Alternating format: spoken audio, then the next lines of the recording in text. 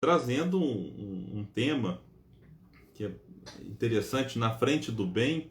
Já vou explicar onde é que eu arrumei e como que eu arrumei esse tema, mas eu só gostaria de dizer que esse estudo eu estou fazendo ele aqui com vocês e estou gravando com o meu aparelho de celular. Caso alguém depois queira assistir, divulgar, eu vou compartilhar no meu canal do YouTube, que é um canal, um espaço exclusivo para publicar as palestras que eu faço, o estudo do Café com Espiritismo. Nós temos o Cine Bate-Papo Espírita uma vez por mês e outras reflexões sempre espíritas lá no canal do YouTube. Então aqueles que quiserem depois conhecer esse espaço, fiquem muito à vontade. Mas hoje a gente vai falar então desse tema intitulado Na Frente do Bem. E eu acabei de ler hoje, inclusive, um livro, e quando a Lurdinha me pediu o tema, eu tinha acabado de ler uma mensagem muito bonita do espírito Irmão X, através da psicografia do Chico, que está num livrinho bem pequeno, chamado Fé. É um livro pouco conhecido, até pouco divulgado no meio espírita. E é um livro com 22 capítulos, mensagens curtas, mas curiosamente esse capítulo tem uma mensagem um pouquinho mais longa. E aqui nós teremos diversos espíritos trazendo as suas mensagens, e na única que nós temos de Irmão X, a gente vai ver esse estilo muito particular a ele, de trazer alguns detalhes daquilo que nós chamamos os bastidores do Evangelho. Quando se fala em bastidores do Evangelho, logo nós temos ali também a possibilidade de entrar em contato com eles através do livro Boa Nova. Livro Boa Nova que eu acho que boa parte aqui de vocês conhecem, é talvez o livro mais impactante de todos que Irmão X, pseudônimo de Humberto de Campos, escreveu. E ali nós teremos então, do 1º ao 30º capítulo, lances que aconteceram da convivência de Jesus com os apóstolos, com aqueles também que o rodeavam naquela época. Mas em algumas obras diversas assim do Irmão X, como por exemplo o livro Luz Acima, o livro Estante da Vida, nós também encontraremos alguns capítulos a respeito da convivência de Jesus enquanto encarnado ou também enquanto espírito com estes daquela época. E para minha surpresa, eu não sabia, mas até em livros como esse, com participação de diversos espíritos, é possível encontrar esses relatos que Humberto de Campos nos traz de maneira magistral. Eu particularmente adoro o seu estilo, seja para contar as coisas relacionadas a Jesus, seja para contar diversos contos, diversas crônicas, que ele era de fato um especialista desde encarnado e manteve esse estilo depois de desencarnado. E num desses capítulos do livro Fé, repito, de número 16, nós encontraremos a mensagem intitulada Na Frente do Bem. E eu a escolhi justamente por quê? Porque ela vai trazer reflexões importantes para o nosso dia a dia, para a nossa atuação enquanto trabalhador espírita, ou mesmo que não sejamos trabalhadores espíritas, mas de certa forma todos nós aqui estamos encarnados e vez ou outra nos deparamos em algumas situações que nós encontraremos neste capítulo um pouco de nós. Várias coisas que acontecem aqui nós poderemos observar que de certa forma acontecem com a gente no dia a dia. Mas vamos ler aqui alguns trechos e vou fazendo pausas para não ficar cansativa a leitura para vocês. Então começa Humberto de Campos dizendo: conta-se que em certa ocasião, na casa dos apóstolos de Jesus em Jerusalém, o trabalho de atendimento aos necessitados havia recrudescido, ou seja, aumentado. Simão Pedro era o alvo das solicitações e das aflições, petitórios e queixas. Então, seja para pedir ou seja para reclamar, as pessoas normalmente focavam tudo isso na figura de Simão Pedro, aquele que de fato exercia ali na Casa do Caminho uma liderança praticamente natural. Ele era aquele homem realmente que conduzia, de certa forma, as atividades daquela casa. Quantos haviam escutado referências ao nome de Jesus e aos prodígios de amor que o Mestre realizara, vinham de longe e suplicavam e clamavam. Aqui, só para situá-lo, Jesus já havia desencarnado. Então já não tinha mais a presença física de Jesus. Mas quando as pessoas ficavam sabendo que havia ali os caminheiros, aqueles seguidores do Mestre, que por sua vez também produziam aquilo que alguns chamavam milagres, por exemplo, Simão Pedro curou um paralítico também, além da assistência material que eles realizavam, é natural que esse tipo de assistência despertasse um pouco da curiosidade ou despertasse também o anseio das pessoas sofredoras em busca de auxílio. Isso é totalmente legítimo, como de certa forma ocorre ainda hoje, seja nas igrejas, seja nos centros espíritas, ou mesmo aqueles chamados benzedeiros, por exemplo. O meu avô era benzedeiro, tem uma tia que benze, e era natural que as pessoas iam até eles, às vezes tinha até que agendar, para as pessoas poderem buscar o auxílio que elas queriam. Então, ou quando a pessoa hoje em dia tem o hábito de fazer preces, às vezes a fama corre, e aí fala, nossa, fulano faz uma prece maravilhosa, fala com ele. Eu tenho um amigo que eu acho que muitos de vocês conhecem, um Quincas, que ele brinca, fala, nossa, William, mas tem dia que muita gente pede para fazer prece. E ele faz com o maior carinho e as pessoas gostam. Então é natural, o que eu quero dizer é isso, que a gente busque o auxílio, seja numa instituição religiosa, seja na figura de uma pessoa que a gente tem carinho, que a gente tem confiança. Então tudo isso faz parte. Mas a gente sabe que toda tarefa de consolo, de esclarecimento, de auxílio, traz consigo desafios. E não era diferente com os apóstolos, com os discípulos. E vai dizer que, irmão X, muitos traziam querelas, outros carreavam perturbações. Não raro, irmãos em demanda familiar entravam em rixa ali mesmo, no recinto de fraternidade, trocando injúrias e pescoções. Olha, gente, isso aqui quando eu li eu fiquei surpreso. Mas eu estou lendo o que de fato o irmão X colocou. Então a gente observa que as pessoas iam ali buscar ajuda, mas não raras vezes entravam em conflito ali mesmo. E alguém pode falar, William, mas hoje isso não existe mais. Existe. Esses pescoções talvez não saem mais em família, literalmente falando, mas saem nos grupos de WhatsApp, Vira e mexe, tem pescoções ali virtuais. Então, essas chamadas querelas, essas perturbações, esses conflitos, eles permanecem ainda hoje. Continua o irmão X. Viajantes em extremo desespero abordavam a generosa moradia, olha o verbo, implorando consolação. Como acontece muitas vezes ainda hoje. Seja nos espaços físicos, boa parte deles por conta da pandemia fechados, e em algumas cidades isso acontece corretamente. A nossa casa aqui em Uberlândia também se encontra com atividade fechada, exceto assistencial. Ou agora, nesse amparo virtual, muitas pessoas procurando, de alguma forma, e implorando consolação. Muitas vezes, diz o irmão X, os rogos se degeneravam em gritaria e palavrão, frustrando a tranquilidade do santuário. Outra realidade. Quem já trabalhou com serviço, por exemplo, de sopa fraterna, sabe que vez ou outra chega um irmão mais perturbado, mais nervoso, mais irritadiço, que começa a xingar, que começa a gritar. Quando se faz um trabalho com moradores em situação de rua, quando se vai a uma praça, é natural que se encontre algum tipo de desconforto. Até porque, um dia eu vi uma situação, uma fala interessante do padre Júlio Lancelotti, que tem em São Paulo um trabalho maravilhoso com moradores em situação de rua.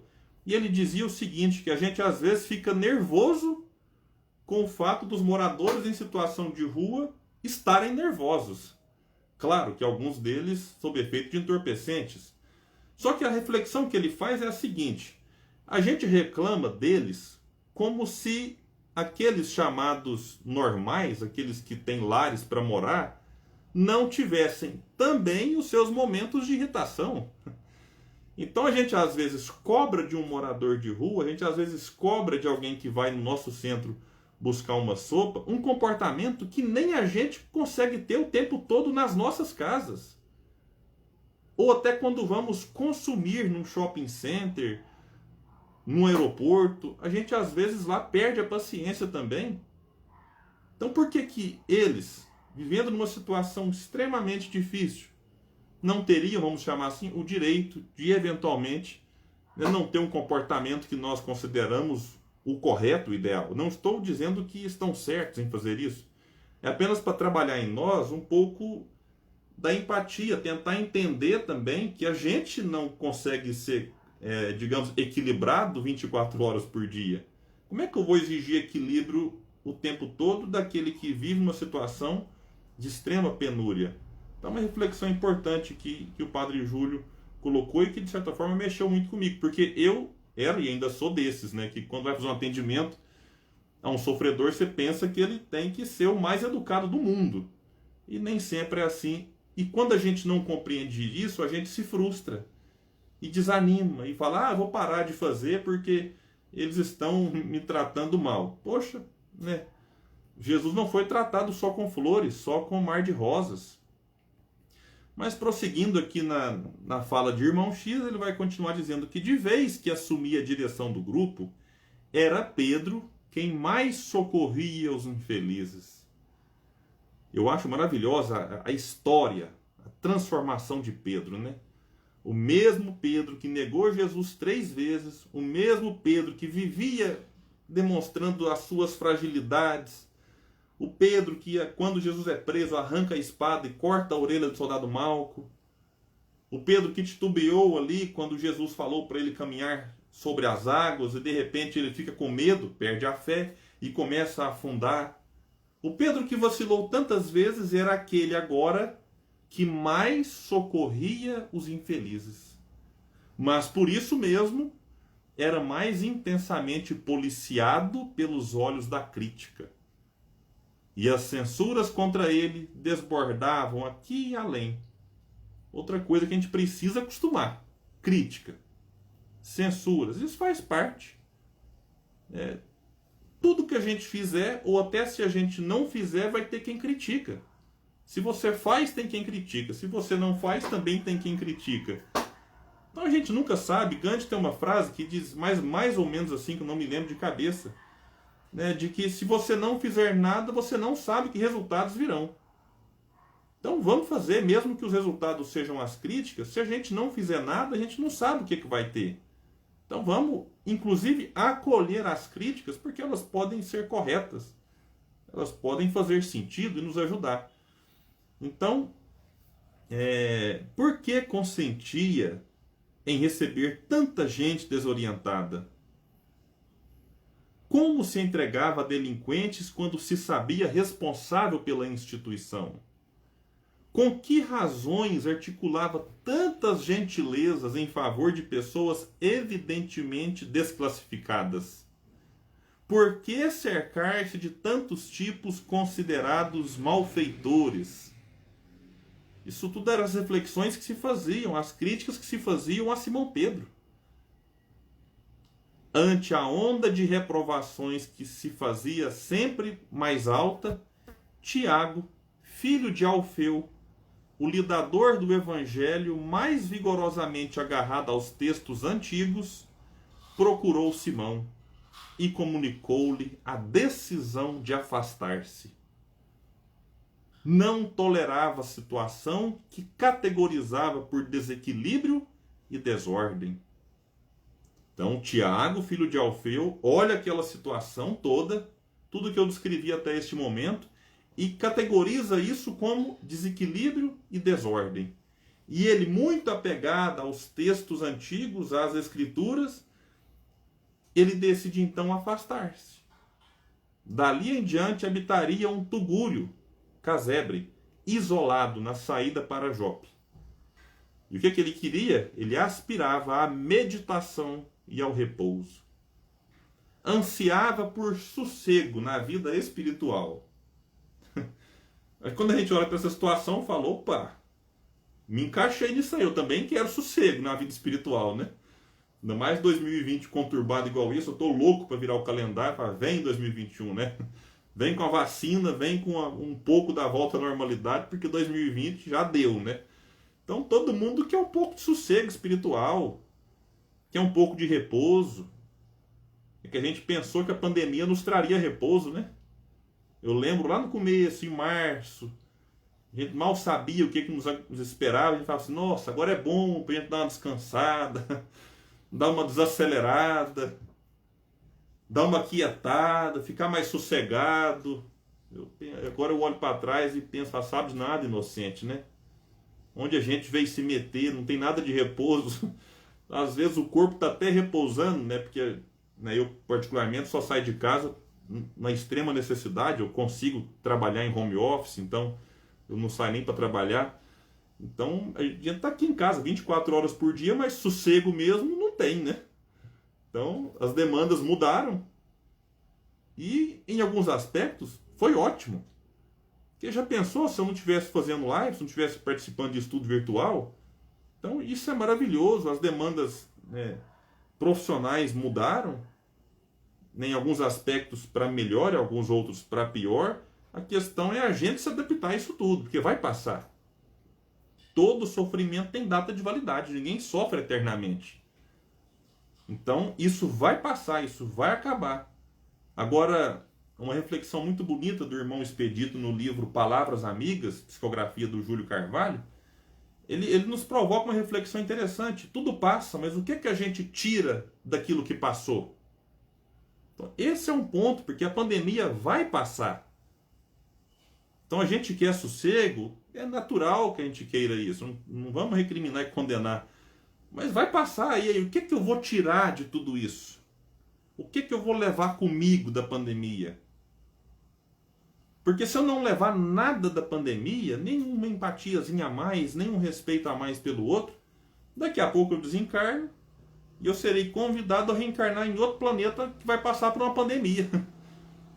Eu falo, nossa, não é possível, então ainda é tempo da gente tirar alguma liçãozinha dessa, né? É a prova que chegou para nós.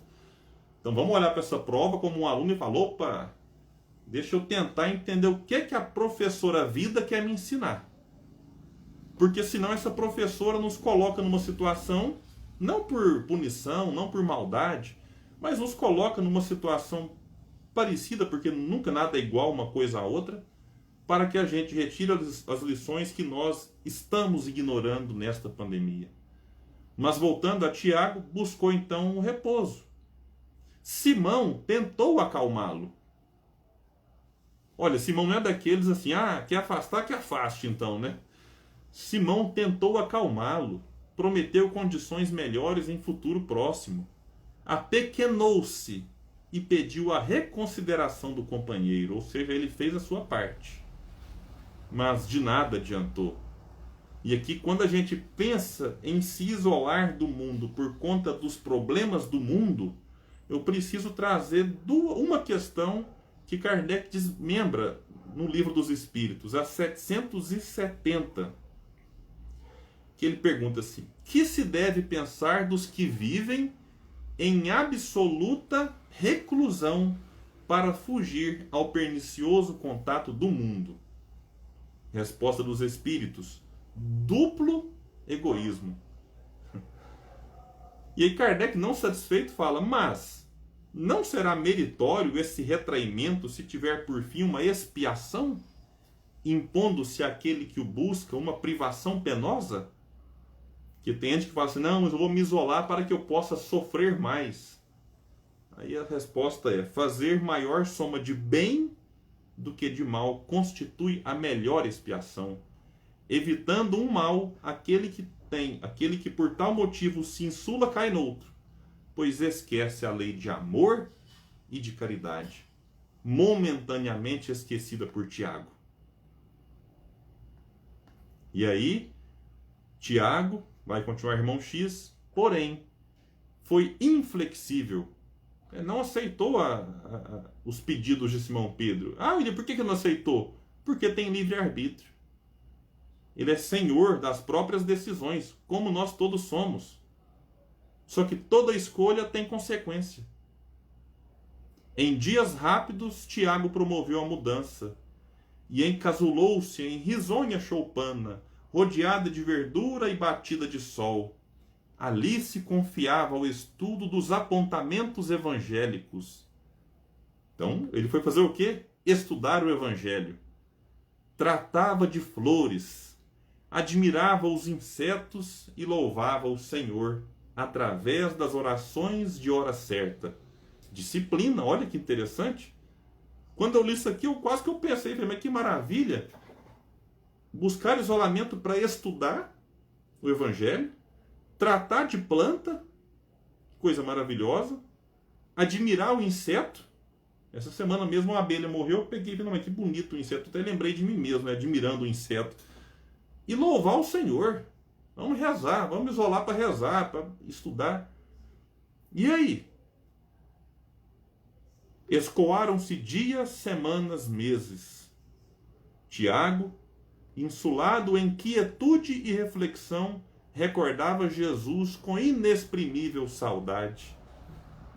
Tantas vezes vira o Mestre, gloriosamente redivivo depois da morte. Por que não lhe reaparecia Jesus, agora que se consagrara a mais profundo recolhimento?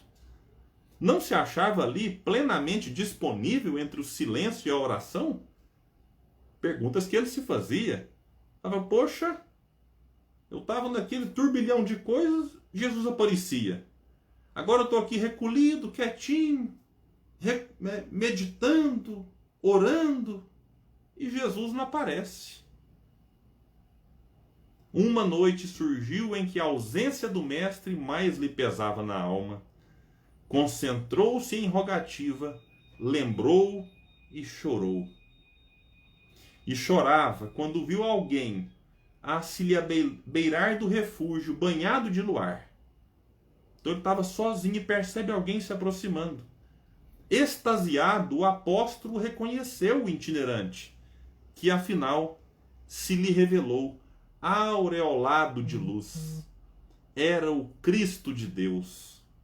Era Jesus. O discípulo ajoelhou-se e alongou os braços para recolhê-lo com mais largueza de júbilo. Eu acho bonita a forma como o irmão X vai desenhando para a gente, né? Então a gente percebe aqui Tiago, ajoelhado, estende os braços para recolher Jesus com mais largueza. O augusto viajor, no entanto, passou por ele sem se deter. Aqui, sabe quando você vai cumprimentar alguém, você dá a mão e a pessoa não dá? Assim que a gente fala, nossa, ficou no vão, né? Ou então quando você vai abraçar alguém assim, aí a pessoa tipo passa por baixo do seu braço e você fica sozinho assim, sem encontrar com a pessoa. Eu imaginei o Tiago nessa situação, né? Ajoelhado, estende os braços para Jesus e Jesus passa direto. E aí ele levanta-se, né? Vai dizer que o irmão X corre-lhe num encalço e grita: Senhor, Senhor, acaso não me vês o coração mortificado de saudade? Onde vais que não me vês a necessidade de ti? Então veja a situação. O Tiago corre atrás e fala, mestre, mas você não está me vendo? Você está de sacanagem comigo, né? Se fosse um linguajar nosso, talvez, né? Você está de brincadeira, né, mestre? Jesus voltou, abraçou de leve e comunicou-lhe num sorriso: Tiago, estás a salvo de lutas e tentações. A virtude te abençoa no recanto de paz. Voa ao encontro de Pedro, a fim de aliviar-lhe o fardo de humilhações e de lágrimas, no amparo aos nossos irmãos. Dito isso, o celeste benfeitor prosseguiu viagem. Tiago, entretanto, naquela mesma noite, reuniu os pertences pobres num carro de mão e retornou ao pouso antigo. Bateu a porta que se lhe abriu, acolhedora, e abraçando Pedro, que lhe veio ao encontro, pôde apenas dizer: eu estou aqui. E assim Irmão X encerra este belíssimo capítulo, que nos provoca, obviamente, muitas reflexões. E é claro que eu tenho mais 3 minutos e não quero esgotar todas elas. Fica para cada um de vocês também a oportunidade de refletir, porque o capítulo e a mensagem, eles mexem com a gente de maneira diferente. Então cada um olha para essa história e percebe algo.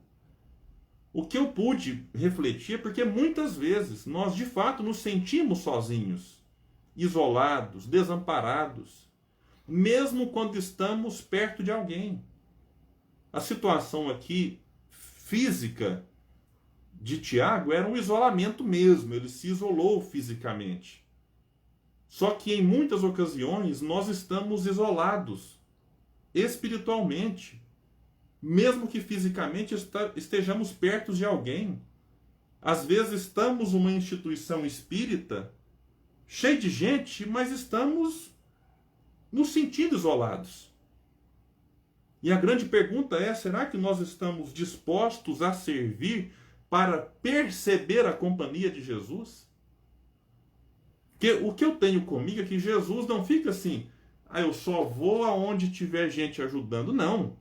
Ele se faz presente em muitos momentos. É que em vários destes nós não percebemos Jesus. Porque Jesus, ele é percebido quando nos dispomos a amar. E aquele que se isola do trabalho no bem, ele está fechado para o amor. E se Jesus simboliza na terra o amor de Deus, quando nós não praticamos a caridade, quando nós não estendemos a mão, quando nós não auxiliamos, nós de fato não enxergamos Jesus, mesmo que ele esteja ao nosso lado. E quando eu li essa mensagem, uma frase que me veio à mente de Joana de Ângeles é: só é solitário aquele que não é solidário. Então olha que interessante. Só é solitário aquele que não é solidário. Porque aquele que é solidário, mesmo que esteja sozinho, terá sempre a companhia de alguém. Aquele que se dispõe a servir, mesmo que virtualmente, nesse momento de pandemia. Aquele que se dispõe a fazer uma prece para alguém antes de dormir. Aquele que se dispõe a conversar com alguém no WhatsApp. Ou aquele que se arrisca indo até uma casa levar uma cesta básica, no atendimento fraterno, naqueles centros que disponibilizam essa possibilidade. Aquele estará sempre em contato com alguém, nunca estará abandonado, nem por espíritos amigos e nem mesmo por Jesus. Então que cada um de nós possa olhar para essa mensagem e em todos os momentos em que nos sentirmos sozinhos e com saudades de Jesus, olhemos para dentro de nós e nos questionemos: será que estamos de fato servindo e vinculado ao trabalho do bem? Essa é uma reflexão que eu deixo para que cada um de nós pensa, reflita, porque fazer o bem não exige de nós muitas vezes dinheiro, não exige de nós conhecimento, só exige de nós um pouco de boa vontade. Como eu disse aqui, uma prece. Alguém que está em aflição, que está internado nesse momento, que está hospitalizado, passando por necessidades, uma prece pode arrombar aí muitas portas, que se a gente não pode levar o que a pessoa precisa de material, talvez outras pessoas podem, e a nossa prece pode fazer essa união ser de fato esse elo que vai unir quem precisa de ajuda e quem pode ajudar. Meus amigos, eu encerro então essa primeira parte agradecendo a todos o carinho, e se alguém tiver alguma reflexão para acrescentar, vamos, como está lá no cartaz, vamos bater um papo agora.